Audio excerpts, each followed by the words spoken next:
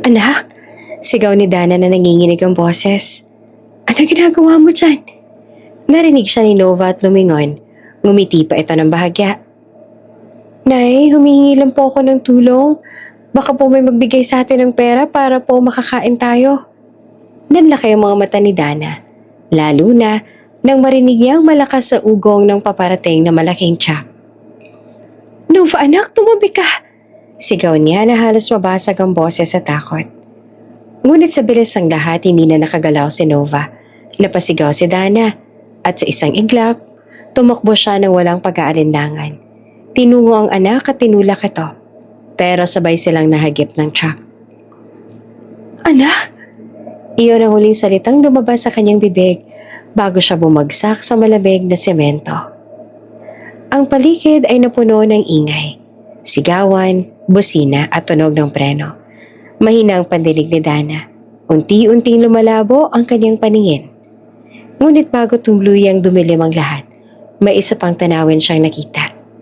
Isang itim na kotseng huminto sa tabi ng kalsada. Mabilis sa bumukas ang pinto at isang lalaki ang lumabas. Tumakbo ito palapit. Nakayuko sa kanya. Hindi malinaw sa kanya ang muka. Tanging ang lalim ng boses nito ang naririnig niya. Miss, can you hear me? Please stay with me. Sabi ng lalaki.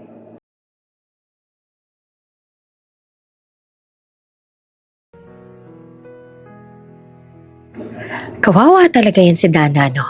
Maganda naman, pero nabuntis lang tapos hindi pa pinanagutan.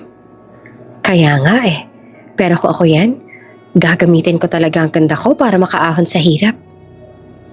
Maririnig ang ingay at tsismisa ng mga tao sa palengke habang si Dana ay walang pakialam sa mga ito.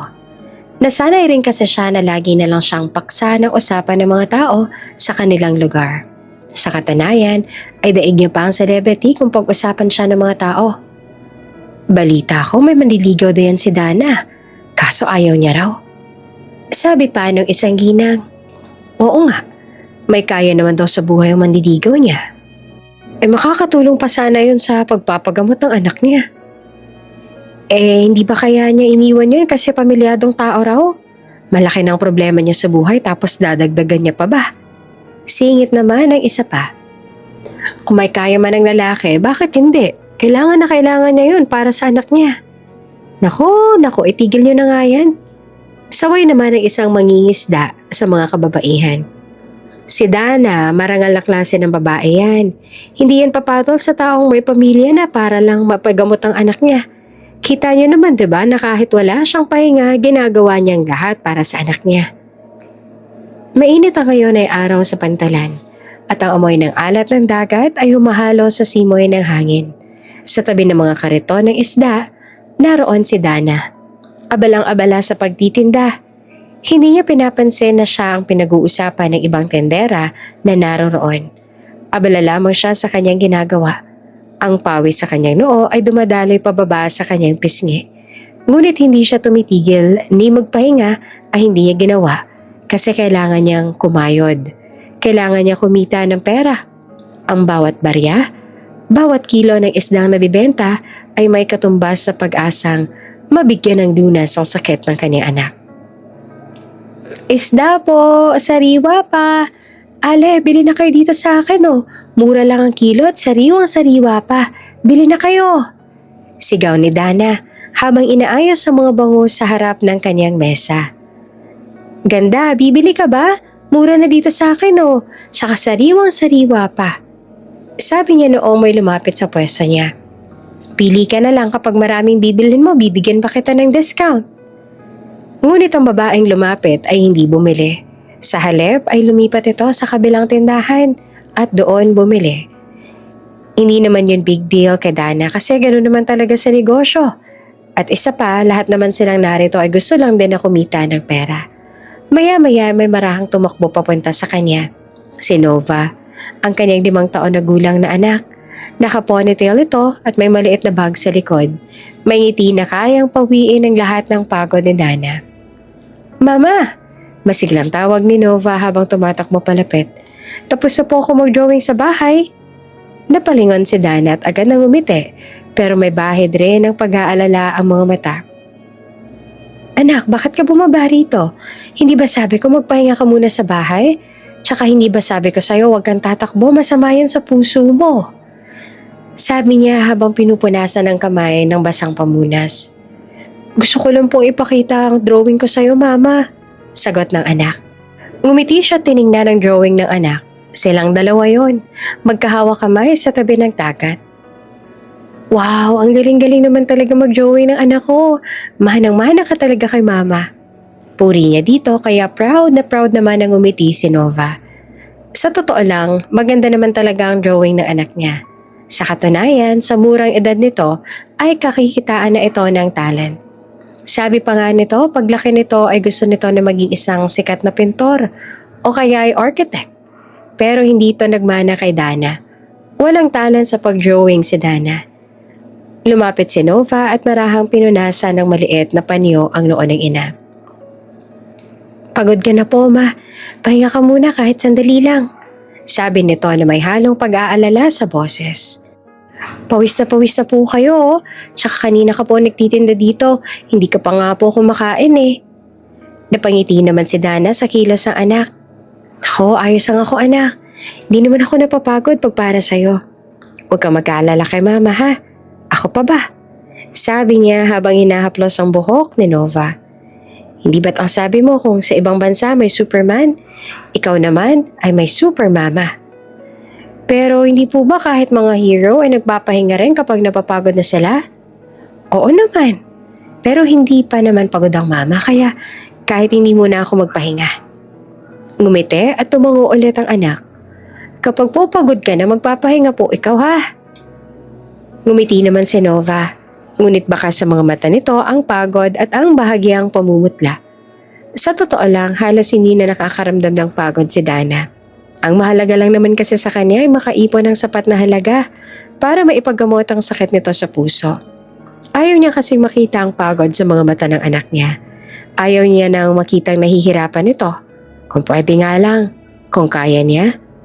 Binuran niya na yon, ngunit wala siyang kakayahan. Tanging magagaling na doktor lamang ang may kakayahan na tulungan ng anak niya, kaya ginagawa niya ang lahat para matulungan ito. Siguro kapag magaling na ang anak niya, kapag hindi na ito pinapahirapan ng sakit nito, ay tsaka lang din siya iisip na magpahinga. Mama? Mamaya pa tawag ng anak. Pag lumaki po ako, saka kapag wala na po akong sakit sa puso, ako naman po magtatrabaho. Para hindi ka na po laging napapagod. Kaya sana po magkaroon ng himala. Nagumaling na po ako. Gusto ko pong matulungan ka. Sabi po kasi sa akin doon sa simbahan, mabait naman daw po si Lord. Kaya kahit may sakit ako, kung lagi lang daw po ako magdarasal, magkakaroon daw po ng himala at gagaling ako. Kaya lagi po ako nagdadasal para gumaling na po ako. Nalaglag ang tingin ni Dana sa anak. At kahit pilit niyang tinatago, may kumurot sa kanyang puso. Alam niyang mahina na ang puso ni Nova. Isang karamdaman na kailangan gamutin bago tuluyang lumala. Ngunit hindi niya naman kayang ipakita sa bata ang takot o lungkot. Ang bait mo talagang bata. Sabi niya na pilit pang nakangiti. Tama sila. Basta lagi ka lang magdarasal at magiging mabait, gagaling ka rin. Pero hindi mo kailangang magtrabaho ha? Hanggat kaya ko, hindi mo kailangan na tumulong sa akin. Ang gusto ko lang ay gumaling ka. Yun lang ang pangarap ko. Pero Mama, sabi ni Nova habang nakahawak sa kamay ng ina, gusto ko ring makita ka nakangiti lagi. Palagi naman ako nakangiti ah. Oo nga po, pero tinatago niyo lang naman po sa likod ng ngiti mo pagod. Napangiti si Dana, kahit nangingilid ang luha sa kanyang mga mata. Basta makita kita, masaya na ako. Wala nang pagod ko kaya hindi mo kailangan lalahanin ng ibang bagay. Kayang-kaya ko na to. Ang mahalaga, gumaling ka at maging strong ng puso mo. Ngumiti si Nova at saka niyakap siya nito. Maya-maya pa umupo si Nova sa tabi ng mesa. Pinagmamasdan ng ina habang nag-aalok pa rin ng isda sa mga dumaraan. Mula sa malayo, tila isa silang larawan ng simpleng buhay.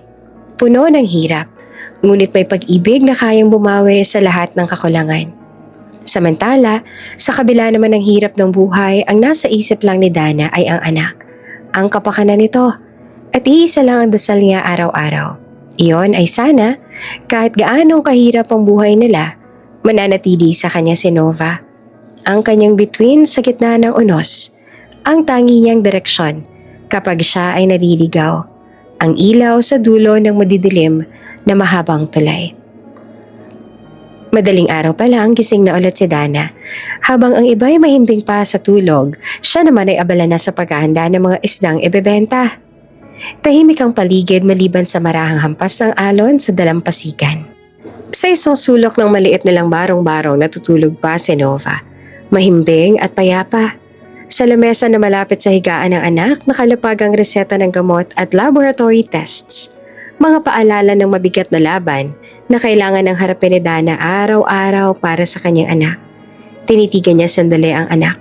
Lumapit siya at marahang hinalikan ng noo ng bata. Ilang sandali pa ay nagising na rin si Nova para sumama sa kanya sa palengke.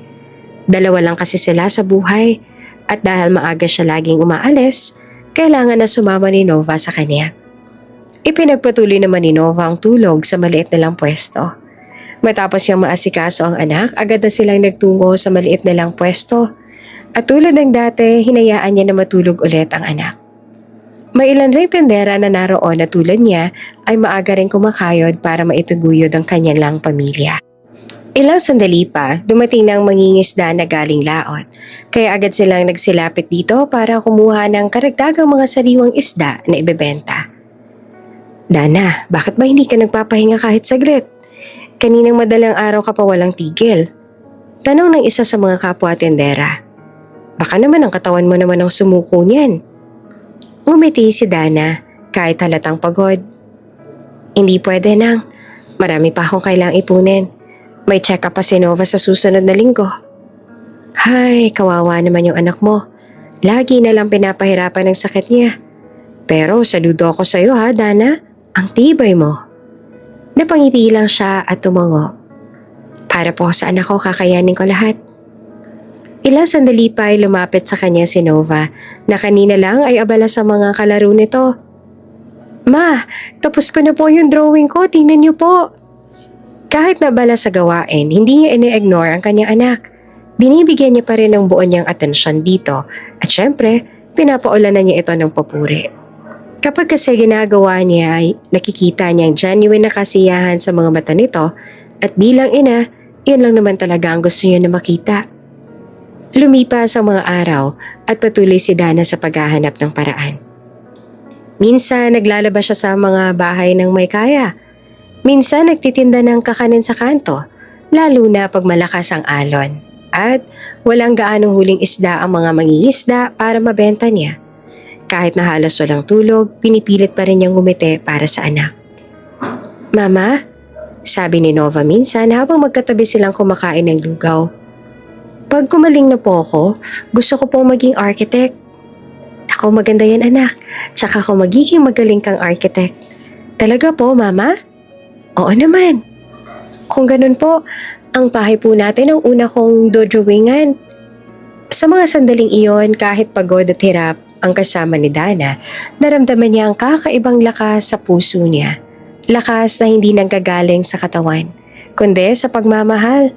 Dahil sa bawat ngiti ni Nova, tila nabubura ang lahat ng bigat ng mundo. At sa gitna ng kanilang kahirapan, alam ni Dana sa sarili niya. Hindi man agad, pero darating din ang araw na gagaling ang anak niya. At hanggang doon, hindi siya susuko. Mainit ang umagang yon sa palengke. Karaniwang araw lang para kay Dana. Abala sa pagtitinda, humahabol sa bawat mamimili. Nag-aabot ng sukle habang pilit na pinapawi ang pagod sa ngiti. Ngunit hindi inakala na ang araw na yon ang magpapayanig sa tahimik nilang buhay. Habang nag-aabot siya ng isda sa suke, napansin niyang si Nova ay nakaupo sa gilid. Tahimik at medyo maputla. Anak, ayos ka lang ba? Tanong niya habang lumalapit dito. Pero bago pa man makasagot ang bata, bigla na lang itong bumagsak at nawala ng malay. Nova? Malakas na sigaw ni Dana. Agad niyang niyakap ang anak, nanginig sa takot. Anak, gising! Nova, anak! Nagkagulo ang mga tao sa palengke. Ilan sa kanila ay tumulong, habang ang iba naman ay nagtakbuhan para humingi ng saklolo. Sa ilang sandali lang, dinala nila si Nova sa pinakamalapit na klinika. Pagkalipas ng ilang oras, lumabas ang doktor. Mabigat ang ekspresyon sa mukha. Ginang, mabigat na panimula nito. Ang kondisyon ng anak ninyo ay lumalala na. Hindi na sapat ang kagagamitan dito sa ating probinsya. Kailangan niyo po siyang dalhin sa syudad para sa mas kumpletong gamutan. Napayuko si Dana. Parang gumuho ang mundo niya sa narinig. Pero, Dok, wala po akong sapat na pera. Hindi na po ba magagawa ng paraan dito? Mahinahon ngunit mabigat ang tinig ng doktor. Naiintindihan ko pero kung magpapatuloy ito, baka hindi na natin maagapan. Alam niyo naman dito sa ating probinsya na hindi talaga sapat ang mga kagamitan natin. Gusto man namin gawa ng paraan, sadyang wala talaga. Kailangan niyong makuha ang tamang treatment sa lalong madaling panahon. Tahimik na lang na tumango si Dana, pilit na pinipigil ang luha. Pagbalik niya sa silid kung nasaan ang anak, pilit siyang ngumiti at pinakita na ayos lang siya nang sa ganon ay hindi mag-alala ang anak. Mama, mahina nitong sabi. Mahirap po siguro pag pumunta tayo sa syudad, ano? Baka mahirapan po tayo. Dito pa nga lang po, hirap na tayo. Hinaplos ni Dana ang buhok ng anak. Anak, huwag mong isipin yon. Ang mahalaga, gagaling ka. Hindi naman po natin kailangan na umalis dito sa probinsya natin, Mama. Mahinang sabi ng anak. Hindi, pupunta tayo roon. Inaayos ko lang lahat ha. Kapag ando na tayo, mas mapapadali ang paggaling mo kasi nga makabagong kagamitan doon na angkop sa sakit mo. May mga magagaling din na specialist na makakatulong sa sakit mo. Ngumiti si Nova pero may luha sa mata. Ma, ayos lang din naman po sa akin kahit hindi na po ako gumaling. Basta kasama ko po kayo. Pakiramdam ni Dana, parang tinukog ng libo-libong karayom ang kanyang puso sa narinig. Pinigil niya pa rin ang mga luha na kanina pang nagpapantang pumatak. Huwag mo sabihin yan, anak. Gagaling ka ha. Hindi ako papayag na hindi ka gumaling. Gagawa ko ng paraan. Lahat ang paraan gagawin ko. Magkakasama pa tayo ng matagal. Pangako ko yun. Tahimik ng ilang sandali si Nova, pero marahan itong pinunasan ang luha ng ina. Upo kayong umiyak, Mama. Ayoko po na nakikita kang umiiyak. Nasasaktan din po kasi ako. Niyakap ni Dana ng mahigpit ang anak. Parang ayaw na itong pakawalan. Hindi anak, napuwing lang si Mama, pero hindi ako umiiyak. Wala sa atin ang iiyak kasi lalaban tayo, diba? Kahit gaano kahirap, kahit anong gawin ng Dana, hindi kita susukuan. Kinagabihan habang tulog na si Nova, tahimik na nakaupo si Dana. Sa kamay niya ang reseta at referral paper ng doktor. Pinagmasdan niya iyon tsaka napatingin sa anak. Patawad anak. Patawarin mo sana ako kung hindi ako agad nakagawa ng paraan para maipaggamot ka. Bulong niya. Pero kahit wala akong pera, kahit mapagod ako, kahit mapahiya pa ako sa mundo, lalaban ako para sa'yo. Gagawin ko ang lahat, makasama lang kita ng matagal. Matapos siyang magpasya na dalhin na nga sa syudad ang kanyang anak, nang sa ganon ay maipaggamot ito sa mas malaking ospital, naging abala siya sa paghahanda. Humiram siya ng pera sa mga kakilala, nang sa ganon, kahit papaano ay may pera sila na magagamit pagluwas. Mabuti na lamang at may mga mababait naman siyang kakilala na nauunawaan ang sitwasyon nila ng anak niya. Kung kaya ay agad din silang nag-abot ng tulong at nagpahiram ng pera. Maagang gumising si Dana kinabukasan. Buong gabi siyang hindi makatulog dahil sa paghahanda para sa pag-aalis nila mamaya. Nakaupo siya sa gilid ng kama habang pinagmamasa ng anak na mahimbing na natutulog. Sa dibdib niya, halo-halong takot, kaba at determinasyon. Pagsikat ng araw, dala ang dalawang maliit na bag at ang mga ipon na ilang linggong pinagdugtong-dugtong mula sa pagtitinda ng isda. Sumakay silang mag-ina ng bus papuntang Maynila. Habang tumatakbo ang bus sa mahahabang kalsada, mahigpit naman nakahawak si Dana sa kamay ni Nova. "Anak," sabi niya na pilit pinapakalma ang sarili. "Ayos ka lang ba? Kanina ka pang tahimik." "Kinakabahan lang po ako, Mama. Ito po kasi yung unang beses na makakarating po ako ng Maynila." Ngumiti siya ng bahagya. "Maganda ron. Sigurado ako magugustuhan mo. Sabi niyo po noon nagtrabaho po kayo sa Maynila, hindi po ba?" "Oo, anak. Naroon din po kaya ang papa ko?" Hindi nakasagot si Dana. Animoy naputulan siya bigla ng dila. Ang anak niya naman ay sandaling tumanaw sa labas ng bintana. "Sa tingin niyo po ba matutulungan niyo po tayo, Mama?" "Hindi," sabi niya sa wakas. "Hindi ko alam kung nasan siya ngayon. Pero hindi natin kailangan ng tulong niya. Pero gagawa naman ako ng paraan." Tiningnan siya ni Nova. "Hindi naman po sa wala akong tiwala sa'yo, Mama.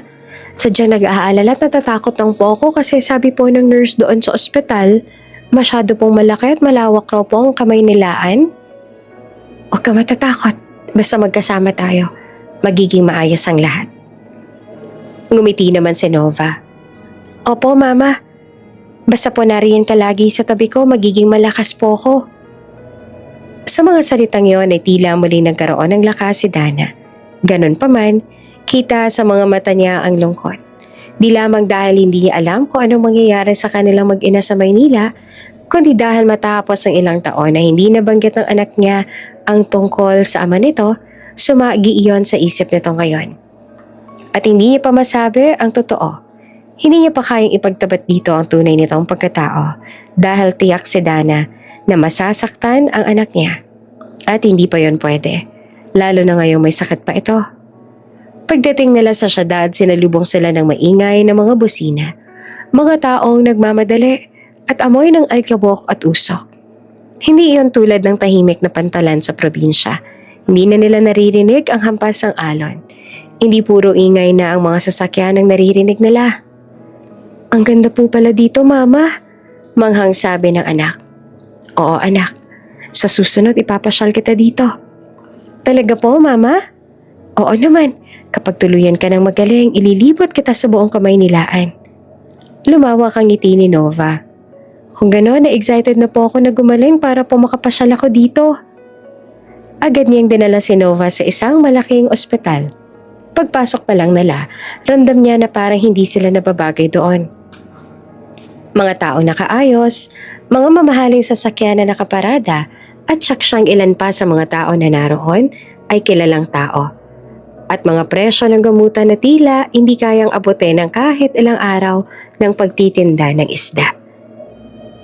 "Ginang," sabi ng nurse matapos tingnan ng referral nila, "ang anak po ninyo ay kailangang sumailalim sa serye ng gamutan at posibleng operasyon, pero kailangan muna nating maayos ang financial requirements."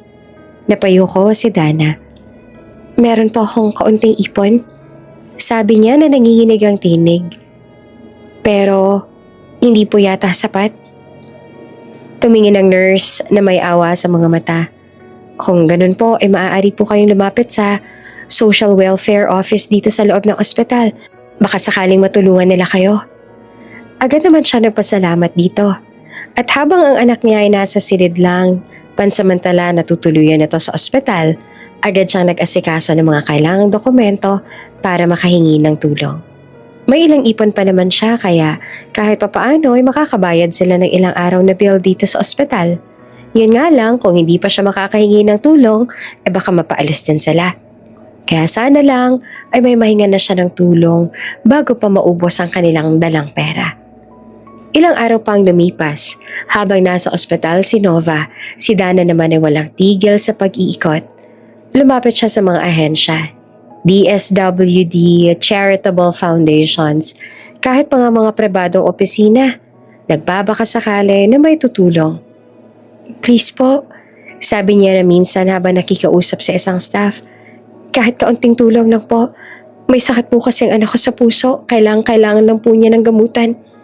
Wala po kasi kaming sapat na pera kaya ang payo po sa akin ng ospital ay Lumapit po kami sa inyo para humingi ng tulong. Ngunit madalas, iisa lang ang sagot na naririnig niya. Pasensya na po, ma'am, pero puno na po ang listahan eh. Maghintay po kayo ng tawag kapag may available fund. Di po namin maipapangako ang tulong sa ngayon. Bawat salitang iyon ay parang tinik na tumatama sa puso ni Dana. Pero kahit sagutan, hindi siya sumusuko. Isang gabi matapos ang buong araw ng paghahanap ng tulong, bumalik siya sa ospital. Tahimik niyang pinagmasdan si Nova na natutulog. Nakakabit sa swero. Lumapit siya, hinaplos ang pisngi ng anak at nagising naman ito kaagad na nagtanong kung ayos lang ba siya. Sinabi naman niya sa anak na ayos lang siya nang sa ganon ay hindi na ito mag-alala pa. Anak, bulong niya, nakahanap na ako ng maliit na trabaho. Maglalabada muna si nanay sa malapit. Pero patuloy pa rin ako sa paghingi ng tulong sa mga ahensya. Kapag nakompleto na natin ang pera, makakapagpa-schedule na tayo sa doktor. Mahina ngunit malinaw na ngumiti naman si Nova. Mama, salamat po. Kahit pagod ka na, lumalaban ka pa rin. Napaluha si Dana. Anak, hindi ako mapapagod hanggat nakikita kitang lumalaban. Para sa'yo lahat ng to. Kinabukasan din matapos yung maglabada ay hanaghanap pa siya ng extra. Kampante naman si Dana na iwan muna ang anak sa ospital kahit wala itong bantay kasi mabait ang mga nurse at nangako mga ito sa kanya na babantayan nila ang anak niya habang wala pa siya.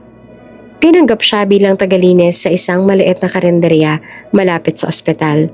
Sa umaga, nagtatrabaho siya. Nagwawalis, naghuhugas ng pinggan, nag-aabot ng ulam. Sa gabi naman, bumabalik siya sa ospital para bantayan si Nova. Madalas, gutom at pagod siya. Pero tuwing maririnig niyang humihinga ng maayos ang anak, nawawala ang lahat ng sakit. Kapag nakikita niyang ngiti nito, ang pagod na nararamdaman niya ay agad na nawawala.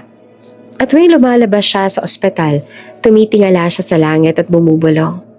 Diyos ko, tulungan niyo po kami. Hindi ko hahayaan na mawala ang anak ko. Gagawin ko po ang lahat. Kahit anong hirap, kahit anong pagod. Para po kay Nova. Pero kailangan ko po ng tulong at gabay ninyo. Hindi ko makakayanan ng lahat ng ito kung wala ka. Huwag niyo po sana kaming pabayaan ng anak ko. Palaging ganoon ang darasal para sa anak. Ngunit pakiramdam ni Dana ay hindi naman napakinggan ang bawat dasal at hinaing niya. Para bang pagdating sa dasal niya ay nagiging bingi ang Diyos. Kasi palagi namang gano'n ang araw-araw nila ng anak niya. Tila ba walang hanggang pagsubok. Mag-aalas 7 na ng gabi, tahimik ang silid ng ospital. Ang tanging naririnig ni Dana ay ang mahihinang tunog ng makina na nakakabit sa anak niyang si Nova.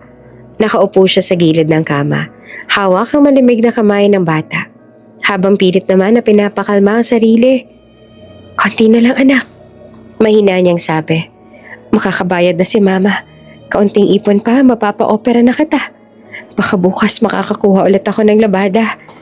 Ngumiti si Nova ng mahina ngunit matamis. Mama, pagod na po ba kayo? Umiling si Dana. Pilit na ngumiti rin. Hindi anak, hindi ako mapapagod. Pero sa loob-loob niya, ramdam na ramdam niya ang bigat ng lahat. Ramdam na ramdam niya ang matinding pagod. Halos wala na siyang tulog. Halos hindi na rin kumakain. Lahat ng kinikita niya sa paglalaba, sa pagtitinda ng kakanin tuwing umaga ay diretso sa ospital. Pero tila hindi na uubos ang mga resibo. Pero syempre, kahit gaano pa kahirap ang lahat, ay hindi niya pa rin pinapahalata sa anak niya. Kinabukasan, habang naglilinis siya ng sahig sa karinderya, dumating ang tawag mula sa ospital. Agad niyang inalis ang pawis sa noo at sinagot ang tawag sa nanginginig ng mga kamay. Hello po, si Dana po ito. Miss Villarreal, sabi ng boses sa kabilang linya. Kailangan po namin kayo makausap tungkol sa account niyo sa ospital. Sana po ay makapunta kayo ngayon. Agad siyang natigilan. Parang lumamig ang paligid. Opo, pupunta po ako, sagot niya. Pilit na kalmado. Sa opisina ng hospital management, sinalubong siya ng 2 tao. Ang head nurse at ang isang lalaki mula sa accounting department. Miss Villarreal, sabi ng lalaki habang tinitingnan ng mga papel. Matagal na po ninyong hindi nababayaran ng running balance ng inyong anak. Naiintindihan naman po namin ang sitwasyon ninyo pero kailangan po naming sundin ang policy ng ospital. Napalunok si Dana. Naiintindihan ko po. Pero kahit papaano po, nagbabayad naman ako. Kaunti man, pero hindi po ako tumitigil. Alam namin, ma'am. Sabi ng head nurse sa may malumanay na tinig. Pero malaki-laki na rin po talaga ang balance ninyo. Lalo pat araw-araw ay may dumadagdag po sa bill ninyo. At dahil nga po sa private hospital po kami, limitado lang ang panahon na maaari naming ipagpatuloy ang treatment kung wala pong updated payment. Napaluha si Dana. Pakiusap po, huwag niyo pong paalisin ang anak ko. Ginagawa ko pong lahat na makakaya ko. Bigyan niyo po ako ng 1 linggo or mga ilang linggo, makakabayad din ako. Tahimik ang silid. Walang gustong tumingin sa kanya ng diretsyo. Hanggang sa muli siyang kinausap ng lalaki. Ma'am, gusto po naming tulungan kayo pero ito na po ang final notice. Kung hindi po makakapagbigay ng initial payment sa loob ng 3 araw, kailangan po naming i-discharge ang bata. At iyon ang pinakamasakit na narinig ni Dana sa buong buhay niya. Lumipas ang 3 araw. Walang natanggap na tulong si Dana. Paulit-ulit siyang lumapit sa mga ahensya, sa mga simbahan, ngunit sa bawat pinto isa lang ang sagot. Pasensya na po. At nang dumating ang araw na yon, wala nang nagawa si Dana, kundi yakapin ang anak habang inaalis sa mga nurse ang swero sa maliit nitong braso. Ma'am, sabi ng nurse sa mahinahon ng tinig, pwede po kayong bumalik kapag may pambayad na po kayo. Bukas naman po ang ospital para tanggapin ulit kayo. Pero sa ngayon, pasensya na po kayo. Wala siyang nasabi. Tumango lamang siya habang pinupunasan ng luha sa pisngi ni Nova. Mama, bulong ng bata. Uuwi na po ba tayo? Oo anak. Pilit niyang sagot. Bagaman na mamaos ang tinig. Uuwi muna tayo. Magpapahinga ka muna sa magiging bahay natin pero kapag may sapat ng ipon si mama, babalik din tayo dito para sa operation mo. Ngumiti si Nova. Walang alam sa tindi ng sakit ng ina. Okay po, basta kasama ko po kayo. Paglabas sila ng ospital, bitbit niya ang maliit na bag, ang mga resibo at ang pangarap na muling mabigyan ng pag-asa ang anak. Naglakad lang sila ng anak niya. Binuhat niya rin ito para hindi mapagod. At noong masyado ng mataas ang sikat ng araw at maaari yung ikapanghina ng anak niya, ay nagpahinga muna sila sa isang waiting shed. Panginoon, bulong niya, ano po bang kailangan kong gawin? Lahat na po ginawa ko pero parang hindi pa rin sapat. Ngunit sa kabila ng pagod at luha, sa kabila ng kawalan ng pera, alam niyang hindi pa tapos ang laban. Dahil habang humihinga pa si Nova, may dahilan pa siyang lumaban. Matapos ang ilang oras sa paghihintay ay nagpatuloy na sila. Buhat pa rin ni Dana ang anak nang sa ganon na hindi ito mahirapan at mapagod sa paglalakad. Malapit na tayo sa bahay na uupahan natin. Sabi niya noong nagtanong ito. Ngumiti naman si Nova. Okay po mama, excited na po akong makita yung bahay natin. Ngumiti si Dana. Kahit alam niyang hindi siya sigurado kung ano nga bang klase ng bahay ang dadatnan nila. Iyon na lang kasi ang natitirang pag-asa nila. Ang natitirang pera niya ay ipinadala niya bilang down payment sa isang babaeng nakilala niya online na nag-aalok ng murang paupahan malapit sa ospital. Pagdating nila sa address na nakasulat sa papel, agad siyang kinabahan. Hindi naman iyon mukhang bakanting bahay. May kurtina, may mga paso at may naglalarong mga bata sa labas. Excuse me po, mahinahon niyang tawag sa isang babae sa lumabas sa gate. Dito po ba yung paupahan na pinost ni Miss Rita? Nagtaka babae. Ha? Paupahan? Wala po kaming alam na paupahan dito. Kami po nakatira rito mula pa noon. Natigilan si Dana. Pero sabi po sa akin ni Miss Rita, dito raw po kami titira. Nagpadala na po ako ng bayad kahapon. Napailing ang babae. Bakas ang awa sa mukha. Naku ma'am, na-scam po yata kayo. Ang dami na rin naloko ng pangalan na yan. Pinupost sila ang bahay namin sa online para makakuha ng pera. Tuluyang nanghina si Dana. Parang biglang nawala ang lakas sa kanyang tuhod. Diyos ko, Mahina niyang bulong habang mariing hinahawakan ng kamay ng anak. Yun na lang sanang natitira naming pera. Mama? Tanong ni Nova na nagugulahan. Okay lang po ba tayo? Agad siyang napatingin sa anak. Ang inosenteng mukha nito may halong pag-aalala. Doon niya muling pinilit ang ngiti kahit halos mapunit ang dibdib sa sakit. Oo naman anak, sabi niya at pinahid ang luha. Okay lang tayo. Hindi tayo papabayaan ng Diyos, tandaan mo yan. Lumapit si Nova at niyakap siya. Basta magkasama po tayo mama, ayos lang po ko. At doon tuluyang bumigay ang mga luha ni Dana. Pinisil niya ng mahigpit ang kamay ng anak at sa gitna ng abalang kalsada, nagpasya siya kahit pamawalan siya ng lahat, hindi siya kailanman susuko. Paglipas ng ilang oras, naglakad silang mag-ina hanggang sa may waiting shed. Doon sila nanatili habang unti-unting lumalamig ang hangin ng gabi. Ibinalot niya ang anak sa lumang kumot habang siya naman ay tahimik na tumingin sa malayong ilaw ng syudad. Bukas anak, mahinahon niyang sabi. Bukas ulit tayo maghahanap. Baka may mabait na magpatira sa atin. Basta maniwala ka lang kay mama ha. Magiging maayos din ang lahat. Naniniwala po ako mama. Sagot ni Nova na nakasandal sa balikat niya. Kasi hindi po ikaw sumusuko. At doon sa gitna ng madilim at pagod, muling napangiti si Dana. Hindi niya alam kung saan sila pupunta kinabukasan. Pero sigurado siya sa isa. Hanggat may anak siyang katulad ni Nova, hindi siya mawawala ng dahilan para lumaban. Sa waiting shed na iyon sila nagpalipas ang gabi ng anak niya. Walang tulog si Dana dahil binabantayan niya lamang ang anak niyang magpahinga at patuloy niyang iniisip kung ano nga ba ang gagawin niya ngayon na walang-wala na talaga sila at malapit na rin maubos ang maintenance ni Nova.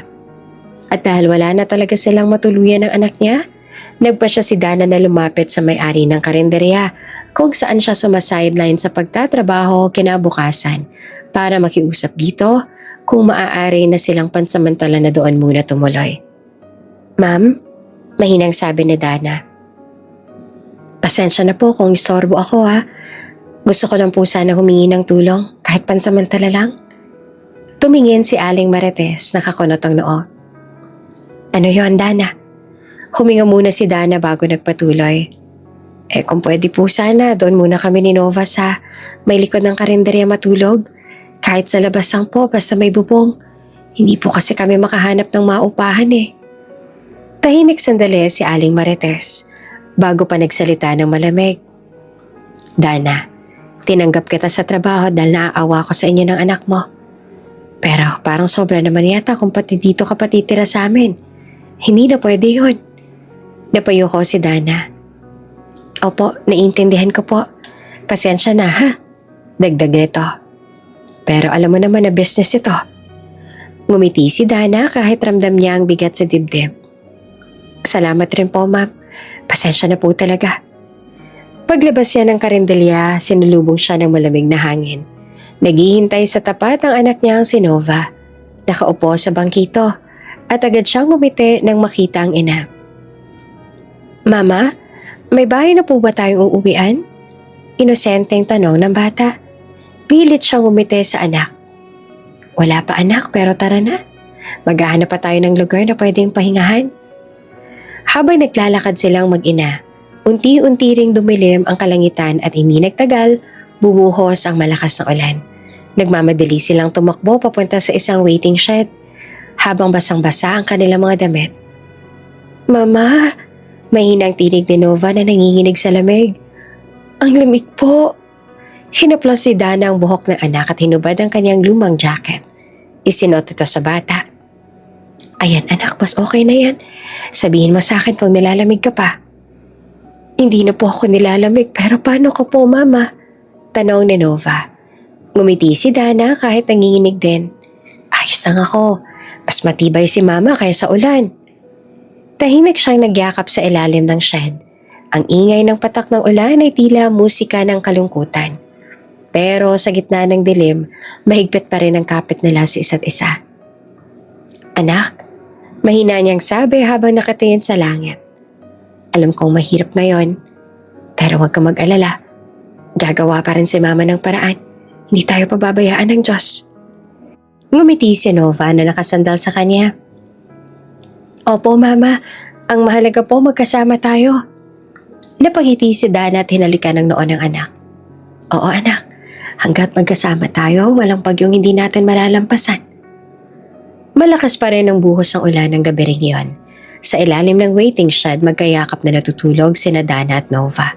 Ang hangin ay malamig, ang sahig ay basa. Ngunit sa yakap ng mag-ina ay naroon pa rin ang init ng pagmamahalan. Tahimik ang paligid. Tanging patak ng ulan at ugong ng mga dumaraang sasakyan sa di kalayuan ang maririnig. Sa sobrang pagod ni Dana, hindi niya na namalayang nakatulog siya ng mahimbing. Hawak-hawak pa ang maliit na kamay ng anak. Ngunit pagsapit ng madaling araw, unti-unting nagising si Dana. Napansin niyang malamig na ang paligid at mas malamig ang kanyang palad. Dahan-dahan niyang iminulat ang mga mata at napabalikwas siya nang mapansing wala sa tabi niya si Nova. Nova? Mahina niyang tawag at umaasang naroon lang ito sa tabi. Ngunit walang sumagot. Mabilis siyang tumayo, pinagmasdan ang paligid. Sa dilim ng madaling araw at sa liwanag ng mga poste sa kalsada, napansin niya ang maliit na figura ng isang bata. Si Nova, naglalakad sa gitna ng kalsada habang nakataas ang kamay. Anak! Sigaw ni Dana na nanginginig ang boses. Ano ginagawa mo dyan? Narinig siya ni Nova at lumingon. Ngumiti pa ito ng bahagya. Nay, humihingi lang po ako ng tulong. Baka po may magbigay sa atin ng pera para po makakain tayo. Nanlaki ang mga mata ni Dana, lalo na nang marinig niya ang malakas na ugong ng paparating na malaking truck. Nova, anak, tumabi ka! Sigaw niya na halos mabasag ang boses sa takot. Ngunit sa bilis ng lahat, hindi na nakagalaw si Nova. Napasigaw si Dana. At sa isang iglap, tumakbo siya ng walang pag-aalinlangan. Tinungo ang anak at tinulak ito pero sabay silang nahagip ng truck. Anak! Iyon ang huling salitang lumabas sa kanyang bibig bago siya bumagsak sa malamig na semento. Ang paligid ay napuno ng ingay. Sigawan, busina at tunog ng preno. Mahina na ang pandinig ni Dana at unti-unting lumalabo ang kanyang paningin. Ngunit bago tuluyang dumilim ang lahat, may isa pang tanawin siyang nakita. Isang itim na kotse na huminto sa tabi ng kalsada. Mabilis na bumukas ang pinto at isang lalaki ang lumabas. Tumakbo ito palapit, nakayuko sa kanya. Hindi malinaw sa kanya ang mukha. Tanging ang lalim ng boses nito ang narinig niya. Miss? Miss, can you hear me? Please stay with me, sabi ng lalaki. Dahan-dahang dumulas ang kamay ni Dana sa basang kalsada. Pilit na inaabot ang anak. Mahina niyang sambit. Don't move please, help is coming, sabi pa ng lalaki. Pero tila hindi niya iyon umabot sa pandinig ni Dana. Ang huling naramdaman niya ay ang malamig na patak ng ulan sa kanyang mukha at ang tunog ng sirena ng ambulansya na unti-unting papalapit. Pagkatapos noon ay tuluyan na siyang nawala ng malay. Tahimik ang hallway ng ospital. Ang tanging maririnig lamang ay ang tunog ng mga makina, ang yapak ng mga nurse at ang mahinang ugong ng aircon na tila sumasabay sa bigat ng gabi. Sa labas ng emergency room ay naroon si Calixtus Mueller, nakaupo sa mahabang bangko. Kanina lang ay nasa daan siya pauwi mula sa isang business meeting, ngunit sa isang iglap nagbago ang lahat. Hindi pa rin mawala sa isip niya ang eksena ang nasaksihan, ang babaeng tumakbo para iligtas ang anak. Ang sigaw nito at ang malakas na impact ng pagkakabangga. Ilang minuto pa lang lumipas ang bumukas ang pinto ng ER. Lumabas ang doktor, may bahid ng pagod sa mukha, ngunit nananatiling profesional ang tinig. Mr. Mueller? Tawag nito. Mabilis siyang tumayo. Yes, doctor, how are they? How's the woman and the little girl? Huminga ng malalim ang doktor bago sumagot. The child is stable for now, but still in a critical condition. She has a serious heart problem. Based on the report, she was already under treatment, but it seems the attack was triggered by shock and exhaustion. Napakunot noon naman si Calixtus. Heart problem? So that's why. Tumango ang doktor. Yes, according to the nurses before the accident, the child collapsed in the middle of the road while trying to ask for help. The mother, tumigil ito sandali. Bahagyang nag-iba ng tono. She used her own body to protect her daughter. The impact was strong. She's unconscious. And we're doing our best to stabilize her condition. Kumunot ang noon ni Calixtus at halata ang pag-aalala. Will she wake up? Nagbuntong hininga ng malalim ang doktor. It's hard to say. But if she survives the next 24 hours, there's a good chance. How about the little girl? Will she regain consciousness soon? Tanong muli ni Calixtus, hindi maitago ang pagkabahala. Yes, sagot naman ng doktor. She'll wake up soon, but nagdahan-dahan ito. We have to be careful. The shock of seeing her mother in that condition might trigger her another heart episode, and it could be fatal. Saglit na natahimik si Calixtus, at sa sumunod na sandali, marahan ngunit mariing sabi niya, do everything to save their lives. Money isn't an issue. Just save them. Tumango naman ng doktor. Don't worry, Mr. Miller. We're going to do everything we can. Naiwan si Calixtus sa hallway. Tahimik. Dahan-dahan siya napaupo sa bangko. Tinitigan ang sahig na para bang doon siya makakahanap ng sagot. Sa isipan niya, paulit-ulit ang mukha ng babae. Ang basang buhok, ang puting mukha, at ang yakap nito sa anak habang nakahandusay sa kalsada. She looked familiar.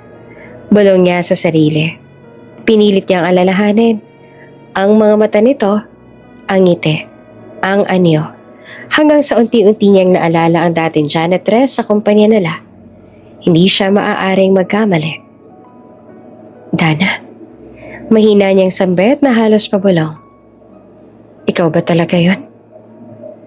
At habang tinitingnan niya ang pintuan ng ICU kung saan ginagamot ang mag-ina, dama ni Calixtus na may mabigat na ugnayang muling nabuhay sa pagitan nila.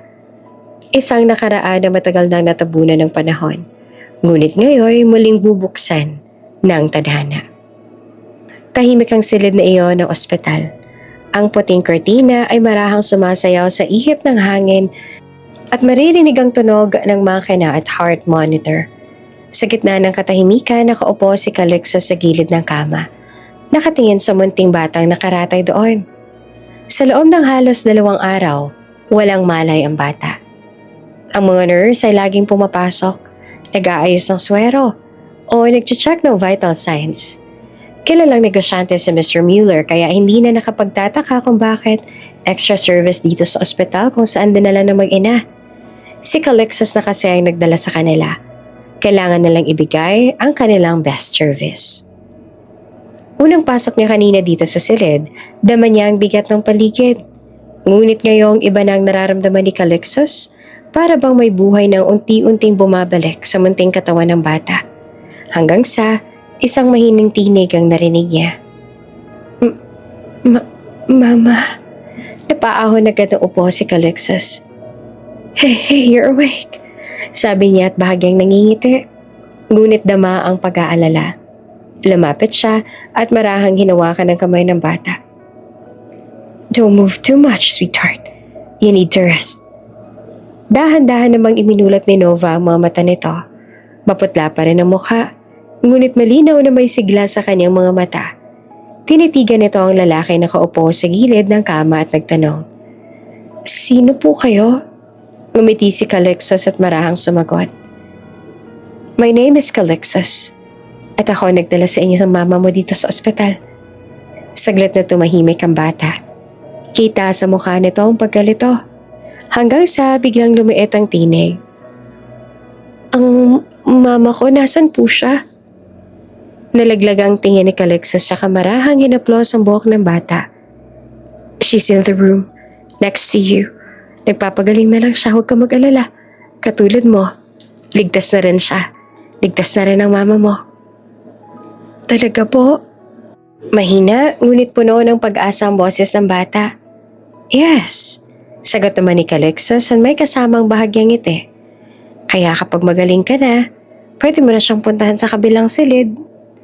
Ngumiti naman si Nova ng bahagya, ngunit sumagi sa mukha ang takot. Natatakot po ako, bulong nito. Paano po kung napahamak talaga ang mama ko? Hey, don't think like that. Walang masamang nangyari sa kanya. May mga sugat lang siya pero ginagamot na ng mga doktor.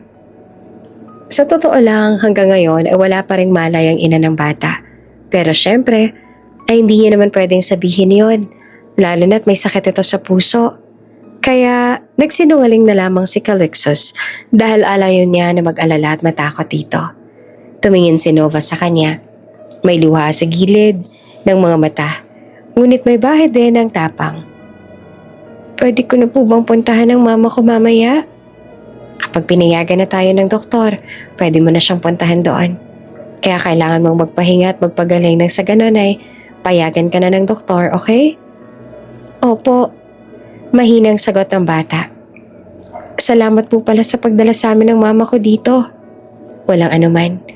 Sagot naman ni Calixtus. Ano nga palang pangalan mo? Ako po si Nova. Nova Villarreal po at 5 po ang edad ko. Oh, you have a very nice name, Nova. Salamat po, tugon ng bata. Sa unang pagkakataon, nakaramdam si Calixtus ng kakaibang koneksyon sa batang ito. Hindi niya maipaliwanag kung bakit gano'n na lamang kalakas ang tibok ng puso niya. Habang nakatingin sa batang ito, para bang matagal niya nang kilala si Nova. At habang dahan-dahan na muling pinikit ni Nova ang mga mata upang makatulog, huminga siya ng malalim. I'll make sure both of you survive this, whatever it takes. Iyon ang pangako ni Calixtus. Hindi lang dahil sa awa kaya niya yung gagawin, kundi dahil ilang taon din siyang nangulila. Ilang sandali pa ay lumabas siya ng silid para tawagan ang kanyang secretary at ipakancel ang appointments niya. Pagkatapos makausap ang secretary, napaupo siya at napabuntong hininga. Mabilis ang paglipas sa mga araw, ngunit tila mabagal para kay Calixtus Mueller. Hindi niya magawang iwan ang ospital dahil hindi niya kayang talikuran ng mag-ina. Alam niya hindi naman niya responsibilidad ang nangyari. Isa lang siyang taong nagkataong dumaan na tumulong, ngunit sa bawat araw na lumilipas, mas lalong lumalalim ang pakiramdam niyang may connection talaga siya sa kanila. Naawa rin siya kay Nova dahil hindi pa rin ito alam na hanggang ngayon ay wala pa ring malay ang kanyang ina. Hindi pa rin kasi ito pinapasabi ni Calixtus dahil ayaw na nga na ma-trigger ulit ang mahinang puso ng bata. Samantala, patuloy na rin ang investigasyon tungkol sa driver ng truck na nakabangga sa mag-ina. Tumakas ito matapos ang aksidente at simula noon ay wala ng balita. Pero hindi pumayag si Calixtus na basta na lang iyon palampasin. Ayoko manatiling malaya ang taong iyon. Mariin niyang sabi habang kausap ang abogado niya sa telepono. Find him, file a case. Hindi ko hahayaang walang hustisya ang nangyari. Pagkatapos ng tawag, napatingin siya sa silid ng bata. Si Nova, na ngayon ay nakahiga pa rin ngunit mas malakas na, ay tahimik na naglalaro ng maliit na stuffed toy na binili niya pa mula sa gift shop ng ospital. Sa tabi ng kama nito ay may maliit na pulang bulaklak na lagi niyang dinadala tuwing umaga. Lumapit siya. Hey Nova, mahinahon niyang sabi. How are you feeling today? Ngumiti naman ang bata tumingin sa kanya. Mas okay na po ako, Tito Calixtus. Pero gusto ko na pong makita si Mama. Napangiti siya ng bahagya. Hindi ka pa pwedeng pumunta sa kanya eh. Hindi pa pumapayag ang doktor.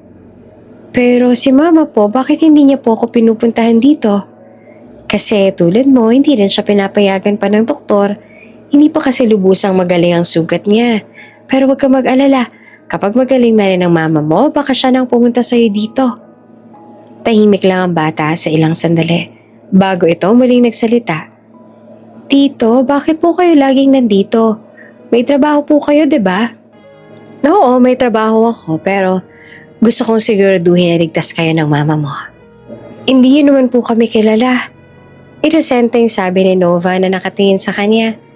Bakit niyo po kami tinutulungan? Saglit namang napatingin siya sa malayo. Hindi niya alam kung paano niya sasagutin iyon. Hindi niya rin maintindihan kung bakit ganun kalakas ang hatak ng loob niya sa batang ito. Siguro kasi gusto kong tumulong sa mga taong kailangan talaga ng tulong. Sabi niya sa dulo. Tahimik si Nova. Maya-maya huminga ito ng malalim. Oops! May break muna. Gusto mo bang ma-shoutout dito sa channel ni Ate Jane? Mag-comment lang ng lesson you learned from the latest story uploaded. Dahil pipili kami ng isang best comment of the day para i-shoutout sa susunod na upload. Kaya huwag kalimutang mag-iwan ng lesson you learned after you watch this video. Maraming salamat! Shoutout nga pala kina Ami P, Luz Rosimo from Vietnam, at Dal Manrique from Agnipa, Romblon. Sa ating mga taga-subaybay, paki-comment naman po sa baba kung taga saan kayo para alam ko kung hanggang saan umaabot ang mga kwento ni Ate Jane at para ma-shoutout ko kayo sa mga susunod pa nating mga kwento. Maraming salamat sa pakikinig.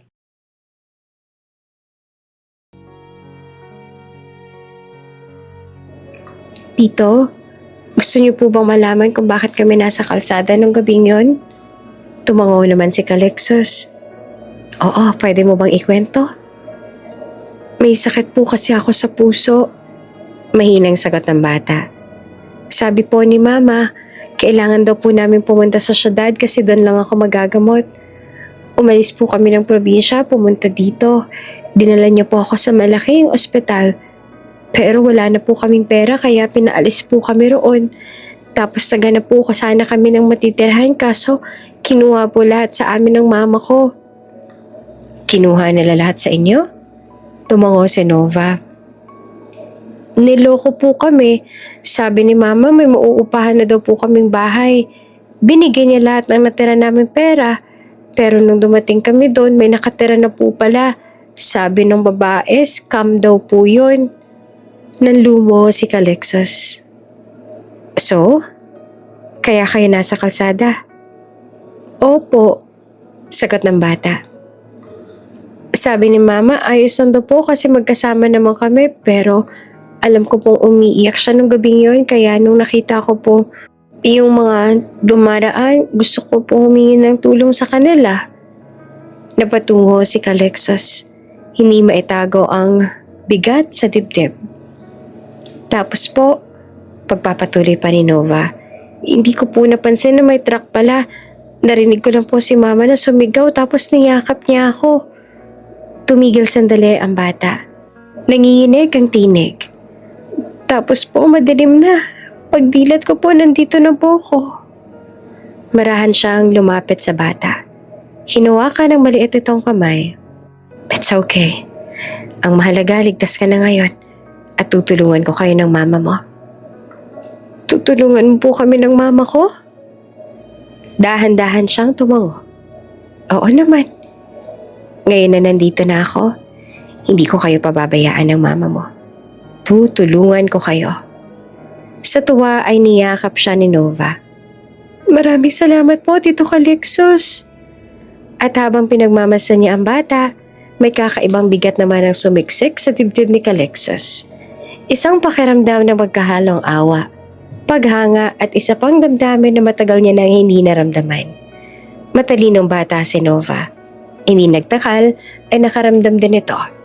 Nalaman nito na hindi pa talaga nagkakamali ang kanyang ina, kaya sa huli ay inamin na rin ni Calexus ang totoo sa bata.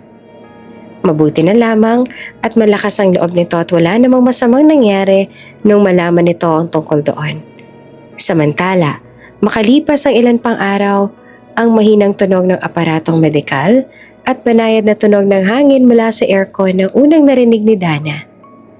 Mabigat ang bawat paghinga niya at tila napakabigat ng kanyang mga talukap nang unti-unti niyang iminulat ang mga mata. Puting kisame ang una niyang nasilayan. Naamoy niyang matapang na halimuyak ng alkohol at doon niya lang tuluyang napagtanto kung nasaan siya. Nasa ospital siya. Saglit niyang inikot ang paningin. Pilit inaalala ang nangyari. Ang ulan, si Nova. Ang basang kalsada. Naninikip ang dibdib niya ng maalalang eksena. Ang anak niya naglalakad sa gitna ng daan, ang truck, at ang sigaw niya bago siya mawala ng malay. Nova, mahina niyang sambit na halos pabulong ngunit puno ng takot at kaba. At bago pa siya tuluyang lumunin ng pag-aalala, narinig niya ang boses. Kalmado, mababa at may otoridad. Don't worry, Nova. Your mom is strong. She'll wake up soon. Napalingon siya. At sa pagitan ng manipis na kortina, nakita niya ang isang matandang lalaki na may suot na simpleng long sleeves. Nakaupo sa tabi ng kama ng kanyang anak. Nakangiti ito habang inaayos ang kumot ni Nova, na halatang masigla na. Agad siyang kinabahan. Sino yon? At bakit nito kausap ang anak niya? Mama! Masayang sigaw ni Nova na mapansin siyang gising na. Agad itong bumangon at tinawag ang lalaki. Tito Calixos, gising na po si Mama. Mabilis naman napalingon ng lalaki. At sa sandaling nagtagpo ang kanilang mga mata, tila huminto ang mundo ni Dana. Nakilala niya agad ang mukha nito. Ang lalaking nakita niya bago siya tuluyang nawala ng malay sa gitna ng ulan. At higit sa lahat, ito ay ang dati niyang boss noong siya'y nagtatrabaho pa lamang bilang isang janitress. Huli niya itong nakita ay 6 years ago. Hindi niya lubos sa kalain na ito pala ang tumulong sa kanila ng anak niya. Dana, sabi ng lalaki na agad na tumayo at lumapit. Salamat sa Diyos at gising ka na. Hindi naman agad nakasagot si Dana. Napatikin muna siya sa anak, saka sa lalaki. Mama, siya po si Tito Calixos. Siya po yung mabait na Ginoo na tumulong at nagdala po sa atin dito. Masayang sambit ni Nova. Sa tulong ni Calixos, nakababa ng kama si Nova at mabilis itong lumapit sa ina.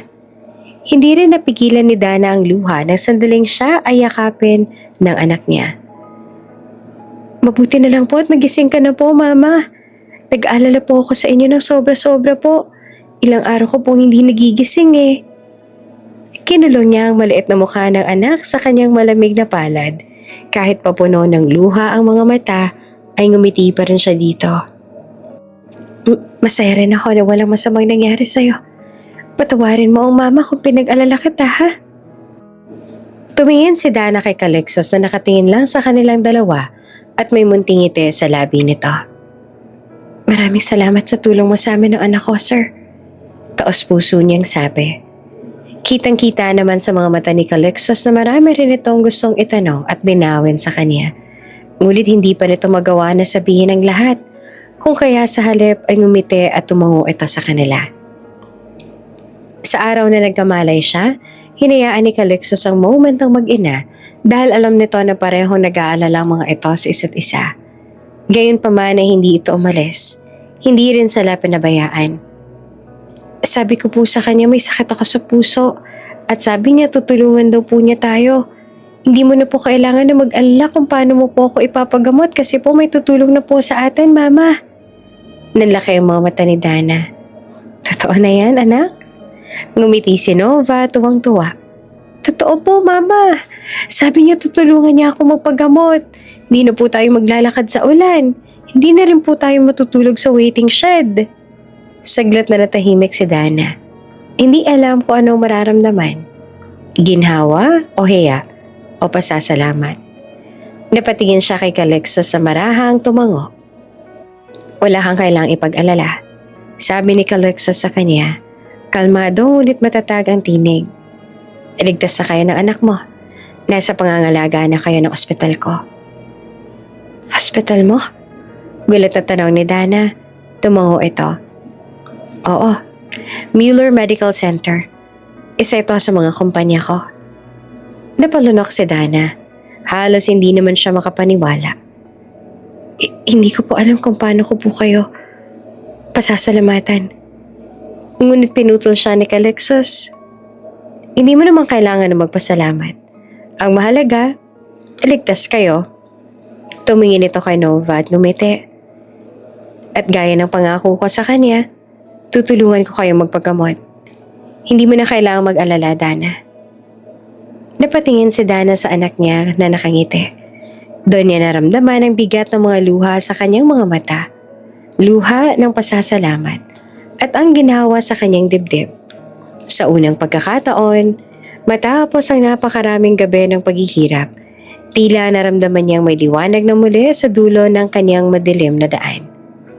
Makalipas ang ilang araw, unti-unti na nakabawi si Dana.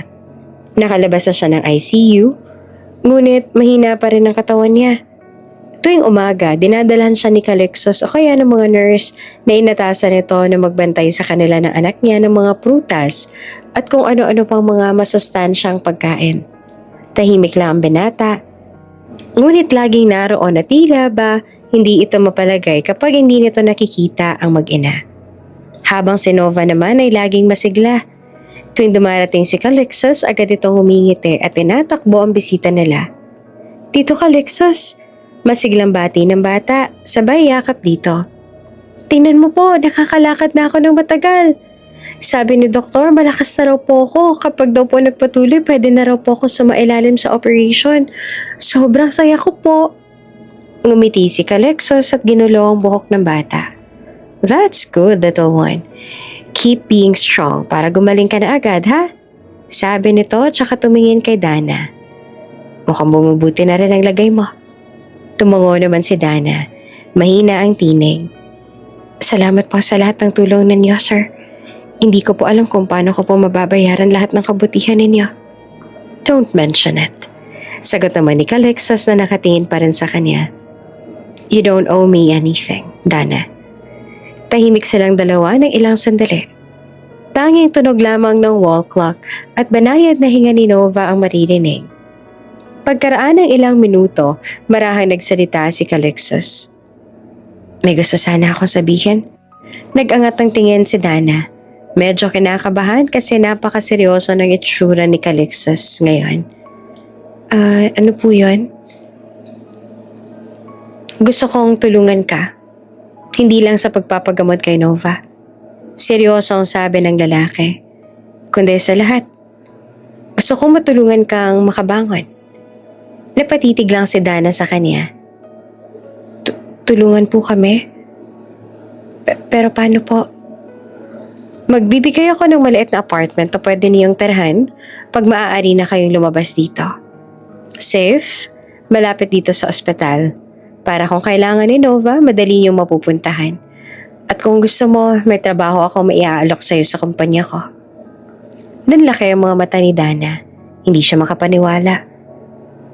Sir, hindi ko po alam kung matatanggap ko po yan. Napakalaki na po ng tulong niyo sa amin ng anak ko, baka po. Ngunit sa halip ay ngumiti lamang si Calixtus. Marahang tumayo.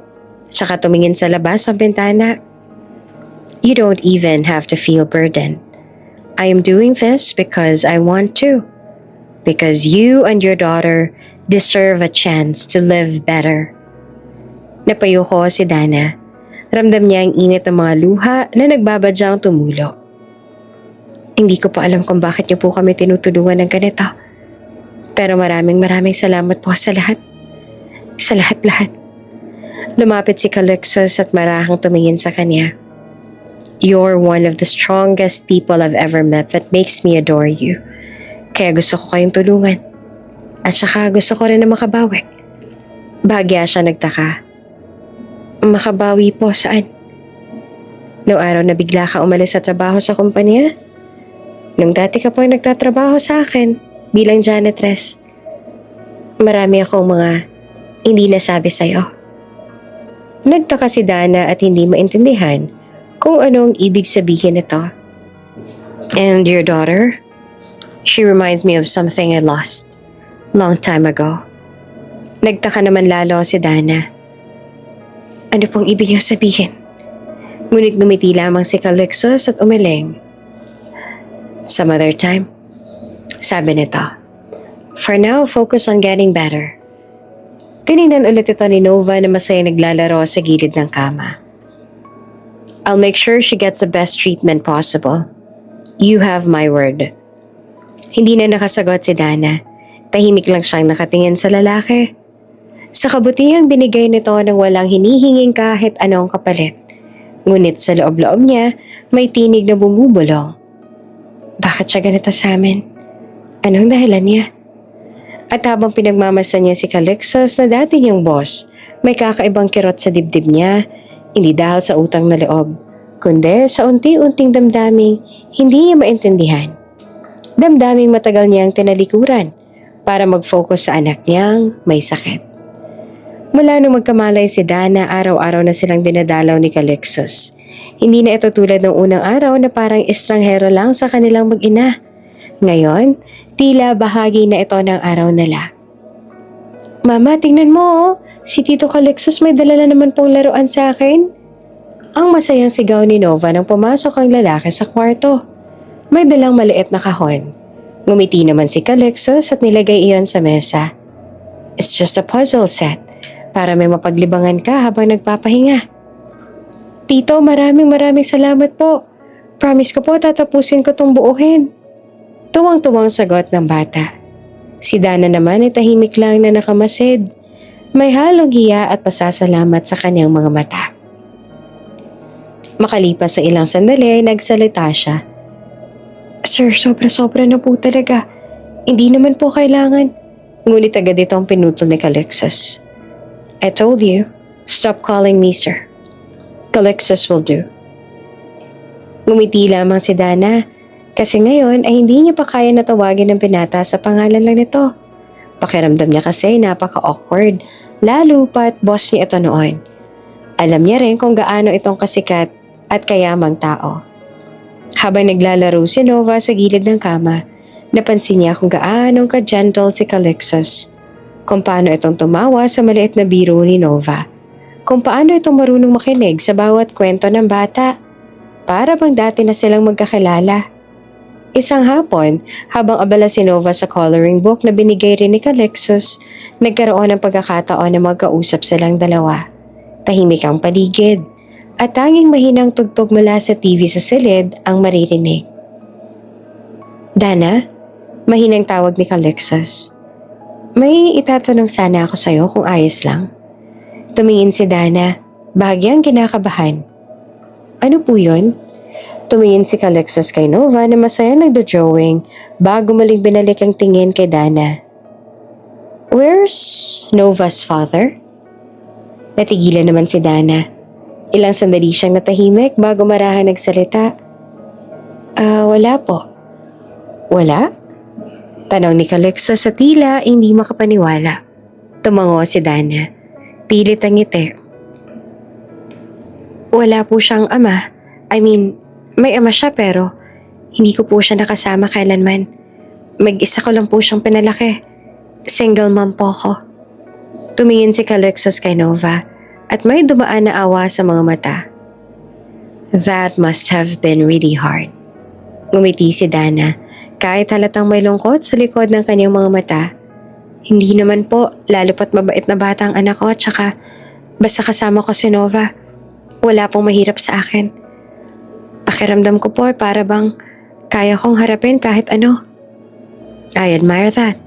Sabi ni Calixtus na marahang nakatingin sa kanya. You're strong, Dana. Most people would have given up, but you didn't. Tumingin siya rito. At sa unang pagkakataon, hindi niya alam kung bakit biglang bumilis ang tibok ng kanyang puso. Bakit parang may kakaibang init sa dibdib ko kapag ganito siya tumingin? Responsibilidad ko po iyon bilang ina niya. Mahina niyang tugon. Pilit na pinapawi ang kilig na nararamdaman. Ngumiti naman si Calixtus.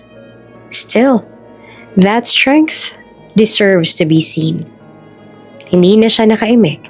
Napayuko siya at sa gilid ng kanyang paningin ay nakita niyang si Calixtus ay muling tumingin kay Nova.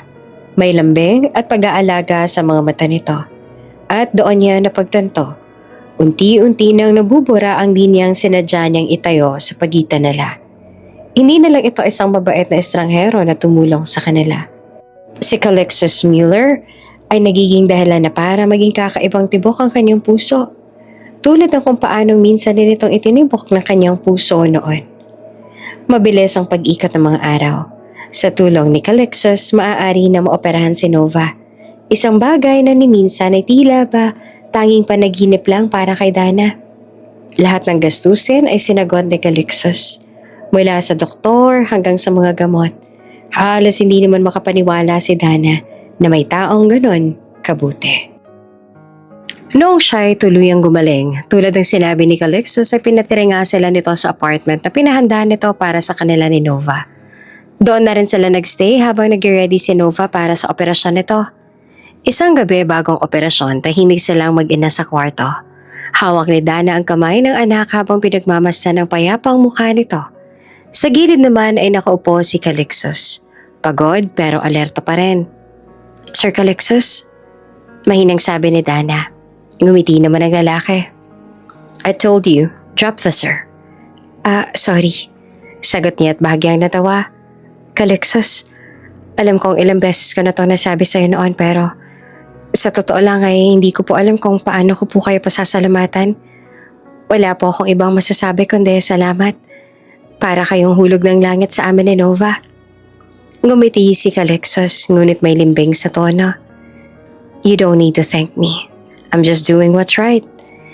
Besides, that little girl deserves a chance to live her life. Tumigil si Dana, pinigilan ng pag-iyak. Hindi niyo lang po alam pero napakalaking blessing na po sa amin ng anak ko. Akala ko wala na kaming pag-asa. I know how it feels to lose hope. Sagot naman ni Calixtus sa mababang boses. That's why when I saw both of you, I knew I had to help. Tahimik silang pareho sandali. Sa isip ni Dana, hindi niya mapigilang maalala ang nakaraan. Noong janitors pa lamang siya sa kumpanya ni Calixtus, tahimik lang siya noon. Halos walang pumapansin, ngunit lagi niyang tinitingnan ng binata mula sa malayo. Laging seryoso, palaging abala, ngunit may dignidad sa bawat kilos. At ngayon, ang lalaking yon, ang dati niyang boss, siya pang nagligtas sa kanila. Ang galing talaga ng tadhana. Kung kailan hindi na siya umaasa, saka pa siya nito ginulat. Kinabukasan dumating na ang araw ng operasyon ni Nova. Bago ito ay pasok sa operating room, hinawakan ni Dana ang kamay ng anak. Mama, huwag ka nang umiyak. Mahinang sabi ni Nova. Kahit ito rin ay kinakabahan. Sabi ni Tito Calixtus, diba magiging okay ako?